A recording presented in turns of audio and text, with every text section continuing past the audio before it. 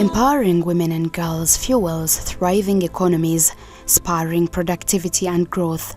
Yet, gender inequalities remain deeply entrenched in most societies, particularly in contexts of widespread poverty. According to UNHCR, 86% of all refugees in Uganda are women and children who are often subjected to various forms of discrimination, which limits their access to adequate protection, justice, and substantive representation. We lose a lot of properties there, including our dear ones. We lose it in South Sudan. So when we come back here, whenever we remember those things, it can bring for us a lot of thinking. The government of Uganda, different UN agencies, local and other humanitarian partners have worked tirelessly to respond to the more than 1,200,000 refugees who have arrived in Uganda. We identified 12 critical areas which concern women, and we agreed that our governments should work on those 12 critical areas: education, health, water, maternal health and others, but mostly economic empowerment of women. UNWOMEN and partners offer psychosocial support and economic empowerment to these women and girls, helping the women regain their dignity and self-esteem. For instance, Sauda Kasim now grows her own food to take care of her family and has a small business. Mama Reda, kwani misuli na gana siti na sindisa jera ma plotere ndi sama swajawa kuma swasti siti na tikamani konyike. UNWOMEN has also worked with partners to empower the women in refugee settlements to boost their confidence so they can actively participate in leadership. By law, refugee management structures must ensure a minimum representation of 34% women and at least one female per subcommittee.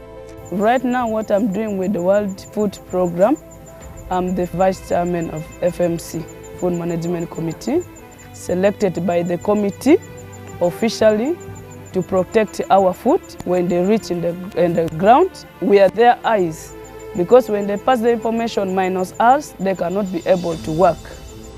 In Boroli settlement, the population of women who are in leadership is now beating the one of men. And we also know that things that men can do, women are able also to do it. Uganda's approach to dealing with refugees has long been among the most progressive anywhere in the world.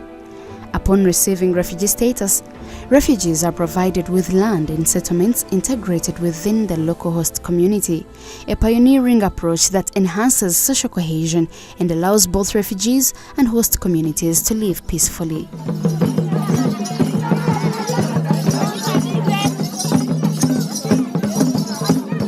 So once the refugees are taken to the settlement, they undergo registration again. Following this registration, they are also provided with assistance, basic assistance. So I started building my house. I built my house by my own. I'm the one who even laid the bricks. I built, and then from there, they used to send us for training. Although women and girls are the face of the crisis and bear the biggest burden of the conflict, prevention and response is found to be more effective when men and boys are engaged alongside the women. I became a role model man in 2015. Let me share a brief story about before I became a role model man. I, particularly in my home state, I make sure that every planning for the family, I have to make sure I plan myself, and the family have to be just accept to go with. So all those ones, there are still some people who are having same mentality, same attitude, same behavior like me, which is more so dangerous. The government, together with UNWOMEN and partners, are also dedicated to strengthening the reproductive health rights of women and children. We have got the knowledge of being healthy and the support that we get from the health center. Education is another area of focus for refugee programs.